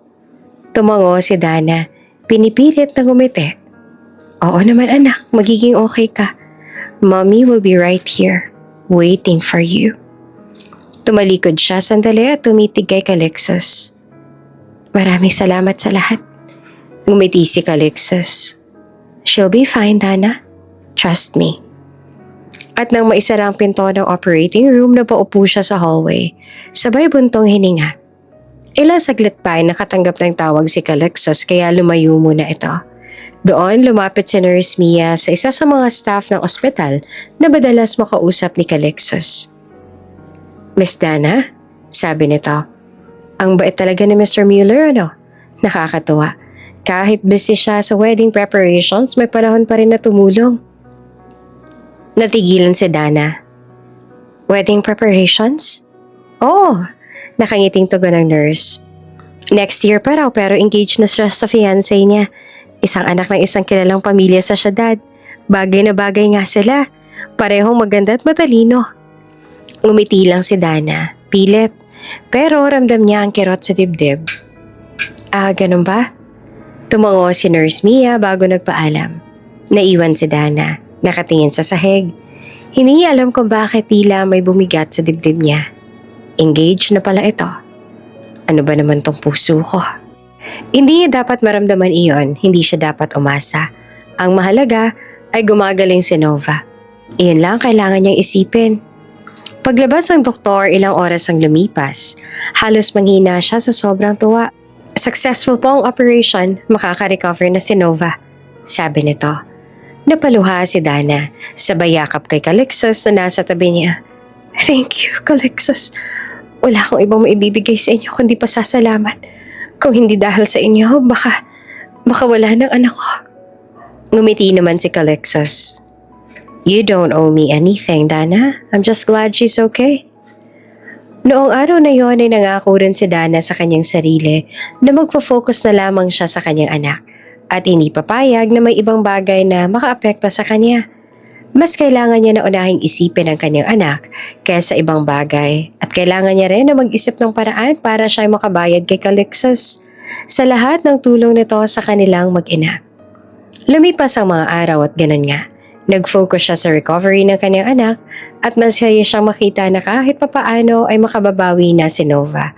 At kitang-kita rin sa anak niya kung gaano itong kasaya dahil bate din ng anak na mawawala ang sakit na matagal nang nagpapahirap dito. Sa kabilang dako naman ng syudad, tahimik ang gabi sa marangyang rest house ni Calixtus kasama niya roon si Apple, ang kanyang fiancé. Sa likod ng katahimikang iyon ay namumuo ang tensyon. Nakaupo si Calixtus sa veranda, hawak ang isang baso ng alak, habang si Apple naman ay papalapit. May matalim na titig sa mga mata. "Calix," sabi ni Apple na may matalim pa ring titig. "You think I didn't know that you're meeting someone behind my back?" Nanlamig ang tingin ni Calixtus. "That's not true. I am not meeting someone behind your back." Lumapit pa si Apple, nag-cruise ng mga braso. "Don't lie to me, Calix. I know about that woman. That single mother you've been visiting in the hospital." "Hindi naman ako tanga para hindi malaman ang tungkol doon. You are my fiancé. Alam kong lahat ng tungkol sa'yo." Saglit pa na natahimik si Calixtus bago nagsalita sa malamig ngunit kalmadong tinig. "I'm just helping her, Apple. Her child needed medical assistance. I couldn't just ignore that." "Really?" Nakataas ang kilay ni Apple. "And who is this woman you're helping so much? At bakit ka na lang ang concern mo sa kanya? Bakit kulang na lang ay doon ka na rin tumira sa hospital para lang makasama mo siya? At balita ako pa nga, ipinalhan mo daw sila ng sarili na lang apartment? So tell me, sino ba talagang babaeng to at ganito na lang ang concern mo sa kanya?" Tahimik si Calixtus. Sa loob ng ilang segundo, sa huli, mahina niya nagsalita. "Si Dana." Nanlaki ang mga mata ni Apple sabay na pangiti ng may halong panunuya. "Dana? You mean Dana Villarreal? Yung dating janitress? The woman from almost 6 years ago?" Tumango si Calixtus. "Yes." Tumawa si Apple ng mahaba ngunit may halong pangungutya. "So, she's back, huh? Akala ko pa naman na hindi na siya babalik matapos ang sinabi ko sa kanya noon. Bumalik pa rin pala siya para manggulo. At ngayon, may kasama pa palang anak." Napakulot ang noon ni Calixtus. "What do you mean by that?" Lumapit si Apple. May halong pagmamalaki ng ngiti sa labi. "Well, I just asked her before to stay away from us. I told her to leave." Napatayo si Calixtus. Galit ang makikita sa kanyang mukha.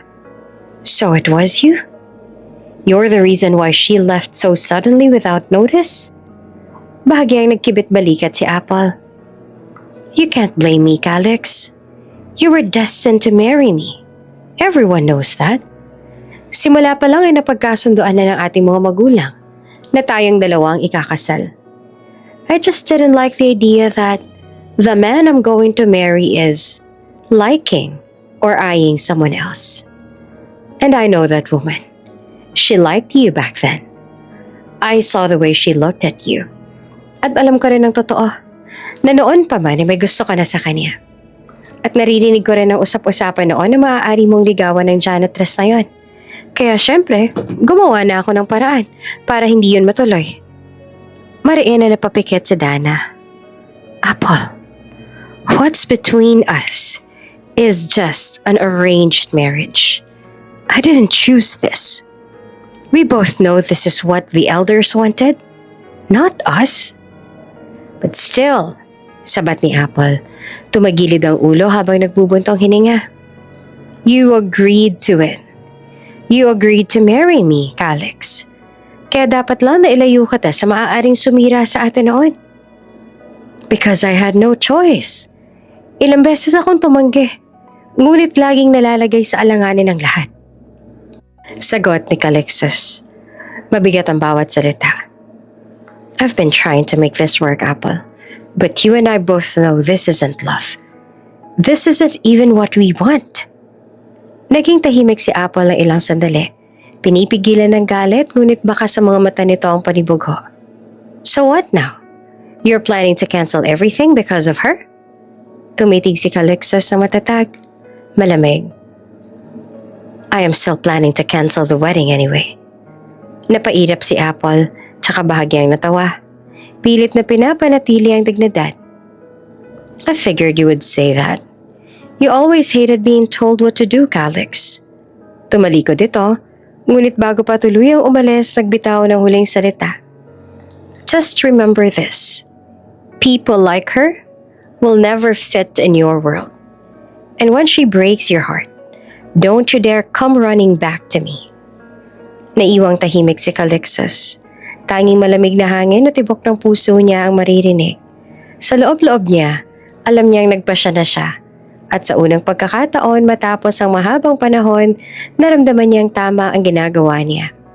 Kahit alam niyang magiging gulo ang kasunod. Tahimik ang gabi sa opisina ni Calixtus. Ngunit sa loob nito ay parang may unos na nagaganap. Nakaupo siya sa harap ng kanyang mesa. Hawak ang isang dokumentong ilang araw niya nang pinag-isipan. Sir, are you sure about this? Tanong ng kanyang sekretarya nang ibigay niya ang papel. Tumango siya. Yes, send it to the legal office.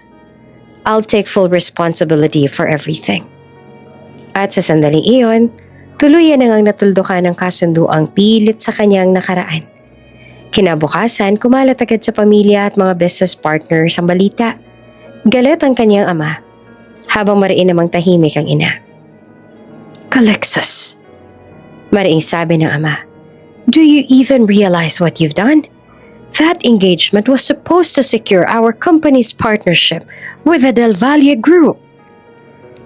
Dad, mahinahon ngunit matatag na sagot ni Calixtus. A marriage built in convenience will never bring true peace. I won't live my life being tied to someone I never wanted. Hindi to tungkol sa gusto mo. Sigaw naman ng ama. It's about responsibility and legacy. Ngunit tumayo si Calixtus. Mahinahon, ngunit matindi ang paninindigan. Then, let me carry a different kind of responsibility. The kind that makes me human. Tahimik ang paligid. Tanging ang mabigat lamang na paghinga ng kanyang ama ang maririnig. Lumabas na si Calixtus sa opisina. Nabuo ang desisyon na hindi niya itutuloy ang kasal nila ni Apple at pipiliin kung sino talaga ang tunay niyang mahal. Samantala, sa isang cafe sa kabilang panig ng syudad, magkasamang nagkakape sina Apple at ang kaibigan niyang si Mia.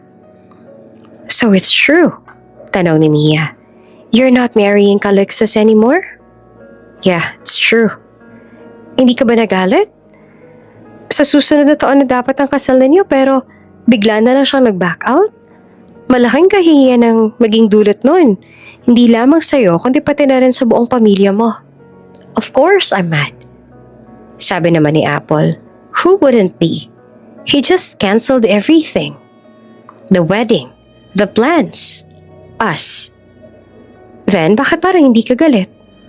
Tanong ni Mia na nakakunot ang noo.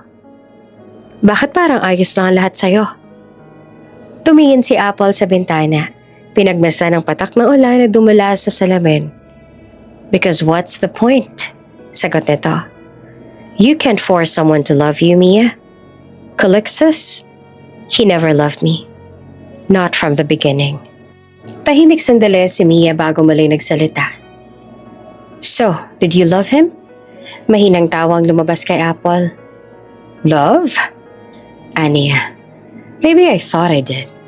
But if I'm being honest, I was just doing what my parents wanted. I was raised to believe that love can come later after stability, after success. Pero hindi ba dumating? Umiling si Apple. No? And now I realize, maybe it never will. Not if I keep living someone else's life. Tahimik silang dalawa. Sa labas, patuloy ang ulan na parang pahiwatig ng pagwawakas ng isang yugto. Inaamin ni Apple na nasaktan din siya. Pero, hindi to the point na hindi niya na kayang ipagpatuloy ang lahat. At sa gitna ng sakit, unti-unti niyang nauunawaan na ang tunay na pagmamahal hindi kailanman nakukuha sa pakiusap o sa kasunduan. Matapos ang mga naging pag-uusap ni Apple at ng kaibigang si Mia, nagpasya siya na puntahan si Dana upang personal niya ito makausap. Pagbukas pa lang ng pinto, nagulat naman si Dana nang makilala agad ang napakagandang babae na nasa labas. "Miss Apple?" Gulat na sabi ni Dana. "Hi," tipid na sabi ni Apple. Agad naman itong pinapasok ni Dana sa loob at ang anak nitong si Nova ay agad na lumapit nang makitang may bisita ang ina. "Sino po siya, Mama?" Inosente na tanong ng bata. Natulala si Apple sa batang babae. Halos napako ito sa kinatatayuan habang si Nova naman ay napaka-inosente ng tingin. "Hello po, bakit po kayo ganyan makatingin sa akin?" Wala. Sadyang napakaganda mo at may kamukha ka." "Ay, salamat po," sagot naman ni Nova. Ngumiti si Dana pero halatang kabado. Sinabihan din muna ni Nova ang anak na maglaro, sa ganon ay makapag-usap sila. Pasensya na po kung medyo magulo rito, Miss Apple. Ano po bang maipaglilingkod namin sa inyo?" "Actually, hindi naman ako nandito para makipagtalo o para sabihin kang lumayo sa fiancé ko. Kung iyan man ang iniisip mo. Nandito ako para makipag-ayos." Nagulat si Dana. "Po?" Huminga ng malalim si Apple. "Dana, I know everything. I know that you and Calixtus have feelings for each other. Matagal na. Iyon ang dahilan kaya pinaalis kita nun sa kumpanya." Napayo ko si Dana at hindi alam ang sasabihin. "Nagalit ako noon. Naging marupok ako. I did things that I wasn't proud of. Pero ngayong wala naman na si Calixtus sa akin, na-realize ko na hindi ko kailangang ipaglaban ng isang taong hindi naman talaga para sa akin." Tahimik lang si Dana. Kita sa mukha nito ang gulat at awa. "Hindi ko rin alam," sabi pa ni Apple. May halong ngiti at lungkot. "Kung bakit parang nakikita ko ang isang bahagi ni Calixtus sa anak mo. Hindi ko alam kung anong klaseng connection meron kayo. Pero isa lang ang alam ko. Mahal ka niya. At hindi ako magiging hadlang pa." "Miss Apple," mahinang wika ni Dana na nanginginig ang tinig. "Hindi ko alam ang sasabihin ko. Hindi ko rin hinangatang mangyaring lahat ng to." Ngumiti si Apple kahit may bakas ng lungkot sa kanyang mga mata. "I know. At alam kong hindi mo rin ginusto ang lahat. Pero gusto kong malaman mo. The wedding's officially off. We ended it. No more arranged marriage. No more pretending." "Salamat po at pasensya na po," sabi niya habang nanginginig ang boses. "Walang anuman," sagot ni Apple. "Siguro ito na rin ang simula ng bago kong buhay. Isang buhay na hindi ko kailangang patunayan sa kahit na sino. I really hope na maging masaya kayo ni Calix at ng anak mo." Pagkatapos ng ilang sandali, nagpaalam na rin si Apple. Nginitian si Nova at hinaplos ang buhok nito. "Take care of your mom, ha?" "Promise po," sagot naman ni Nova na nakangiti. Ngumiti si Apple bago tumalikod at umalis. Habang naglalakad siya sa pasilyo ng lumang gusali, ramdam niya ang bigat na unti-unting nababawa sa dibdib niya. Sa unang pagkakataon, naramdaman ni Apple ang kalayaan. Kalayaan mula sa dikta ng pamilya. At kalayaan mula sa isang pag-ibig na kailanman ay hindi kanya. Nang sandaling malaman ni Calixtus na kinausap ni Apple si Dana, agad naman itong nagtungo upang makita ang mag-ina at para na rin makausap si Dana. "I know that Apple already talked to you," panimala ni Calixtus. Seryoso ang tono. "And she probably told you everything." Tahimik si Dana bago tumango. Oo, andito siya kanina. Huminga ng malalim si Calixtus, tsaka tumingin sa kanya ng diretso. Puno ng katapatan ang mga mata. Then maybe it's time for me to be honest, too. Sabi nito. Yes, it's true. I like you, Dana. I have liked you for a long time. Parang huminto ang mundo sa mga sandaling yon. Hindi naman agad nakasagot si Dana. Nanginginig ang mga kamay habang hawak ang laylayan ng kaniyang damit. I've admired you since before. Back when you were still working at the company. You were hardworking, kind and strong. And even I found you again with your daughter, I realized that feelings never really went away. Lalong bumilis ang tibok ng puso ni Dana. Hindi niya alam kung ano ang mararamdaman. Takot, saya o pagkagulat. Calix, mahina niyang sabi. Hindi ko alam kung anong dapat kong sabihin. Ngumiti si Calixtus. Bahagyang tumayo at lumapit sa kanya. You don't have to say anything right now. I just want you to know the truth. I canceled the engagement because I couldn't live a life built on lies. I didn't want to marry someone I don't love because I already found the woman that I want. Namilog ang mga mata ni Dana. Hindi niya alam kung matutuwa ba o maluluha. Pero may anak ako. Sabi niya na halos paos ang boses.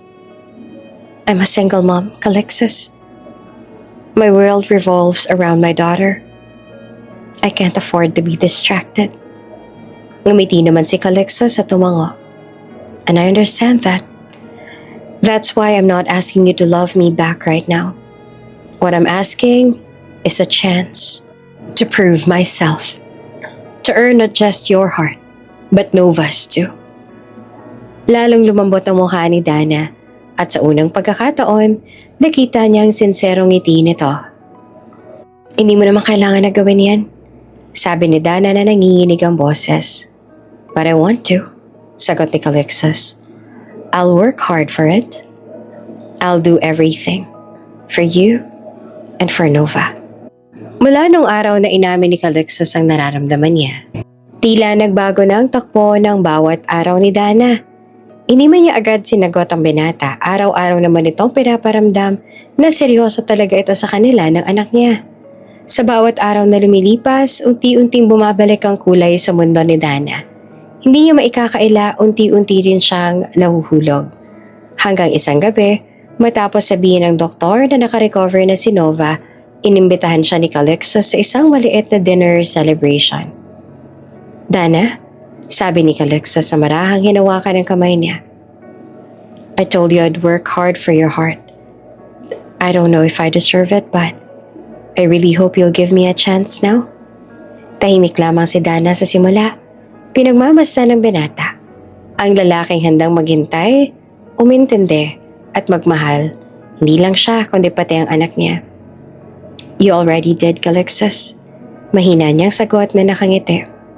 You've already earned it. At doon sa ilalim ng mga bituin, tuluyan siyang niyakap ng binata. Marahan, may halong paggalang at pagmamahal. Lumipas ang ilang linggo at sa unang pagkakataon pinayagan ni Dana ang sarili na magmahal ng lubusan. Sa gabing iyon nagtagpo ang kanilang mga puso, puno ng damdamin at pagtitiwala.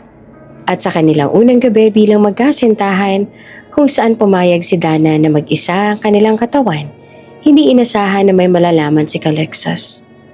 Ang bloodstain sa puting sheet ay siyang patunay na si Dana ay birhen pa. Pero kung birhen pa ito, bakit sinasabi nito na anak nito si Nova? Dana, you're a virgin? I thought it didn't matter anymore. Of course it does matter, sabi ni Calixtus sa mababang tinig. Because Nova isn't your real daughter, is she? Oo, anak siya ng kaibigan kong si Sarah. Bago siya nawala, pinili niya sa akin ng anak niya. Binili na niya akong alagaan siya. At ayaw niya rin na malaman ni Nova na Hindi ako ang tunay niyang ina kasi ayaw ni Sarah na masaktan lang ang bata. Napakahalaga sa akin ni Sarah. Siya lang ang meron ako nung walang-wala na ako. Siya lang ang kakampi ko nung tinalikuran ako ng lahat. Kaya sinumpa ako na kahit anong mangyari, mamahalin ko si Nova at ituturing na sariling akin. Nova is my daughter in every way that matters. Sabi niya na nanginginig ang boses. Maybe not by blood, but by love. She became my world, and she's the reason that I live. You're even more amazing than I thought, sabi ni Calixtus. And I swear, I will love you both, no matter what. At sa gabing iyon, sa halip na malito o matakot, lalong tumatag ang damdamin ni Calixtus para kay Dana. Dahil higit sa lahat, nakita niya, hindi lamang ang babae na minahal niya, kundi ang ina na may pusong handang magmahal ng walang hanggan. Tahimik si Dana habang nakasakay sa sasakyan papunta sa mansyon ng mga Mueller. Habang nakasilip sa bintana, pinipigil niya ang kaba sa dibdib. Sa tabi niya si Nova na nakasuot ng simpleng bestida, abala sa paghawak ng maliit na stuffed toy.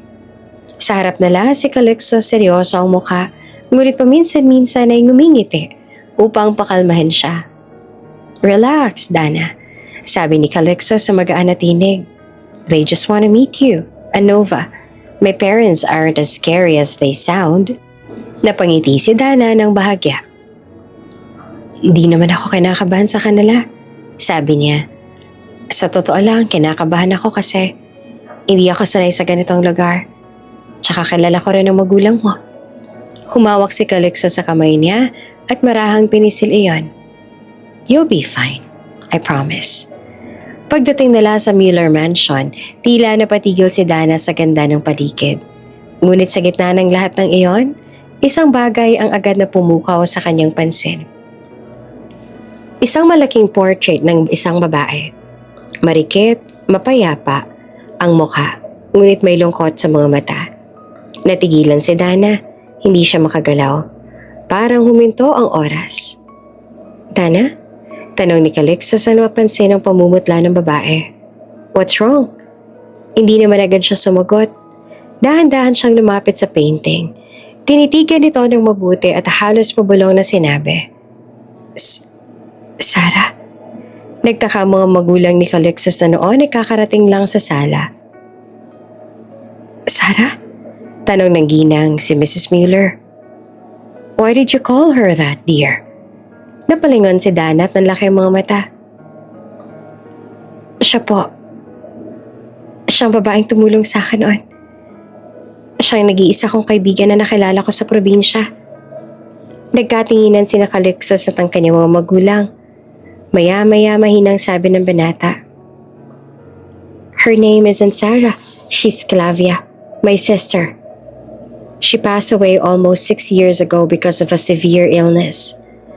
Matagal din siyang nawalay sa amin noon kaya siguro hindi mo siya nakita nung nagtrabaho ka pa sa kumpanya. Nanlamig ang pakiramdam ni Dana. Parang unti-unting nadurugto ang mga peraso sa isip niya. Clavia? Iyan palang tunay niyang pangalan. Mahina niyang sambit. Pero ang Sarah, ayun ang pangalan na sinabi niya sa akin. Akala ko iyon talagang totoo niyang pangalan. Tahimik ang lahat, hanggang sa biglang napatingin si Calixtus kay Nova at sa mga matang iyon ay tila may kabog na pumipintig sa dibdib niya. Don't tell me. Nabanggit mo sa akin ang tungkol kay Sarah noon. Halos hindi makapaniwala na tanong ni Calixtus. She's the daughter of my sister. Dahan-dahan namang tumango si Dana, nangingilid ang luha. Oo. Si Nova, anak siya ni Sarah. Ni Clavia. Hindi ko alam noon na may connection siya sa inyo. Iniwan lang niya sa akin si Nova. Sinabing may sakit daw siya at baka hindi niya nakayanin, and I promised her that I'd take care of her daughter and I did. Nanlumo naman si Mrs. Mueller. Napahawak sa dibdib habang tumutulo ang luha. Oh my God, si Nova? Ang anak ni Clavia? Or our granddaughter? Napatitig si Calixtus kay Dana. Halatang gulat at sabay-sabay na emosyon ang naramdaman. Tumingin siya sa bata, kay Nova na ngayon ay nakatingin sa kanila nang walang kaalam-alam sa bigat ng revelasyon na iyon. So all this time, mahinang sabi ni Calixtus, the little girl I learned to love is actually my niece. Tahimik ang buong silid, tanging hikbe at mahihinang pag-iyak ang maririnig. Si Dana nakatungo hawak-hawak ang kamay ng bata. Tahimik ang paligid ng malaking sala ng Mueller Mansion. Habang naghihintay naman sina Dana, Calixtus, Nova at pamilya ni Calixtus sa resulta ng DNA test. Ramdam ni Dana ang mabilis sa tibok ng kanyang puso, hindi dahil sa takot, kundi dahil sa kaba ng pagharap sa katotohanan na matagal nang inilihim sa anak. Ilang minuto pa ay bumalik ang doktor na may hawak na sobre. Maingat itong binuksan niyon at nagsalita. The results confirm that the child, Nova, is indeed biologically related to the late Clavia Mueller. She is her daughter. Parang huminto ang mundo sa sandaling iyon. Si Calixtus ay napatitig sa bata at si Mrs. Mueller naman ay napahawak sa kanyang bibig. Pigil ang hikbi. Si Nova, mahinayang sabi. Ang anak ni Clavia. Lumapit si Calixtus sa kanya at mahinang hinawakan ang kanyang balikat. Dana, bulong niya. You did the right thing. You saved her. You gave her love when no one else did. Lumipas ang ilang araw, dumating ang panahon ng pag-uusap. Ang paliwanag ng matagal na lihim. Ipinahayag ng magulang ni Calixtus ang buong katotohanan. Noong kabataan ni Clavia, umibig ito sa isang lalaking mahirap. Bagay na hindi tinanggap ng kanyang pamilya. Dahil sa matinding pagtutol, itinakwil ito ng mga Mueller. Sa takot at sakit lumayo si Clavia. Dala ang pag-ibig na ipinaglaban nito. Pero sa huli ay nagkamali pala ito ng pinili. Dahil iniwan din ito ng lalaking pinili nito. Ngunit hindi alam ng pamilya na nagdadalang tao na pala si Clavia noon. Nang mga anak, nagkasakit si Clavia. At sa takot para sa buhay ng sanggol, bago pa tuluyang lumala ang kanyang kalagayan, ipinagkatiwala niya ang sanggol, si Nova, kay Dana, na noon ay isang simpleng dalagang may pusong mapagkalinga. Hindi ko alam na anak siya ng kapatid mo. Umiiyak na paliwanag ni Dana. Ang alam ko lang ay iniwan siya sa akin ng babaeng mabait. At pinangako kong aalagaan ko siya hanggang sa kaya ko. At yun ang ginawa ko dahil minahal ko siya na parang sarili kong anak. Tahimik na tumungo si Calixtus sabay haplos sa buhok ni Nova na nakaupo naman sa kanyang kantungan. And you kept that promise. You raised her with love. More than enough. Ngunit para kay Nova, mahirap ang unang araw ng pagtanggap sa katotohanan. Mama, hindi mo pala ako tunay na anak? Tanong ng bata na luhaan ngunit mahina ang tinig. Lumuhod naman si Dana sa harap niya. Hawak-hawak ang maliit nitong kamay. Anak, totoo. Hindi kita isinilang pero sa puso ko. Ikaw ang anak ko. At walang magbabago doon. I love you the same. Always. Tumingin si Nova kay Calixtus na marahang umiti at sabi, And if you let me, I'll be your second parent. You'll be part of our family. Officially. Forever. Ikaw ang magiging anak namin ng mama mo. Tumingin ulit si Nova kay Dana, tsaka niyakap silang dalawa. Kung ganon, maswerte po pala talaga ako. Sabi ng bata habang humihikbi. Makalipas ang ilang buwan, nag-propose si Calixtus kay Dana at buong pagmamalaki niyang pinagmamalaki ang kanyang pamilya, ang magiging asawa at kanilang anak. This woman beside me taught me that love doesn't need perfection or wealth. It only needs sincerity. And this child, sabay tingin kay Nova, reminded me that family isn't always by blood, but by heart. I love you, Mama. I love you, Daddy. Congratulations po. Malabing nasabi sa kanila ni Nova.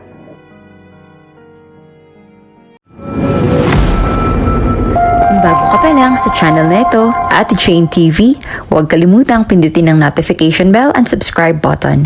Sana po hindi naman malaking abala sa inyo ang pagpindot ng subscribe button dahil ang kapalit po nito ay ang pagsuporta para makapag-produce ng mga libreng stories sa mga channels ni Ate Jane. Maraming salamat!